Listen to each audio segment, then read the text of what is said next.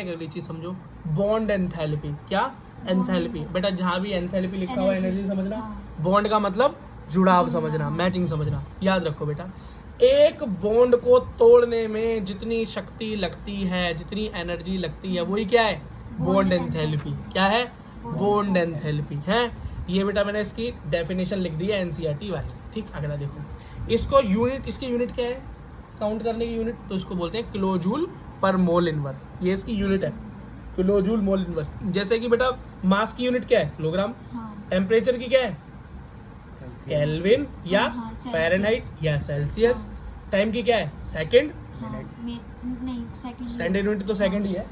ठीक है, अगला देखो बेटा, अब मोनोएटॉमिक स्पीसीज का मतलब क्या है भैया? मोनोएटॉमिक स्पीसीज का मतलब होता है जब एक ही तरह के एटम जुड़ रहे हो। मोनो मतलब सिंगल एटम। हाइड्रोजन जुड़ रहा है जैसे H2 है ना, इसे तोड़ूंगा तो मेरी कम शक्ति लगेगी, ज्यादा लगेगी?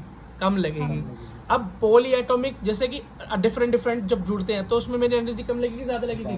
ज्यादा लगेगी। लेकिन इसके अंदर भी एक केस है, क्योंकि बेटा इस तरह के एटम एक तरीके से नहीं टूट जाते, इस तरह के मॉलिक्यूल एक बारी में नहीं टूटते, धीरे धीरे तोड़ने पड़ते हैं। कैसे? जैसे ये H2O है ना, तो ये क्या है? H+OH बोल सकते हैं इसको, है ना, एक हाइड्रोजन एटम, एक हाइड्रोजन ऑक्सीजन एटम। ये पहले मैंने क्या किया? H2O में से एक H हटा दिया। क्या किया? एक H को अलग कर दिया, कुछ शक्ति लगी होगी। अब ये खाली क्या रह गया? HO। क्या रह गया? खाली HO। अब अगले HO को अलग करना है। तो बेटा देखो, पहले जब मैंने काम किया तो मेरी एनर्जी क्या लगी? 502 किलोजूल मोल इनवर्स। और जब दूसरी बार अलग किया तो क्या लगी? 427 किलोजूल मोल।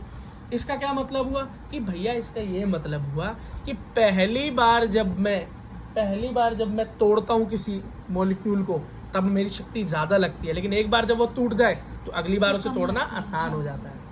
समझ में आ गया? हमेशा याद रखना, फर्स्ट टाइम हमेशा एनर्जी ज्यादा और सेकंड टाइम कम हो। बस समझ में आ गया।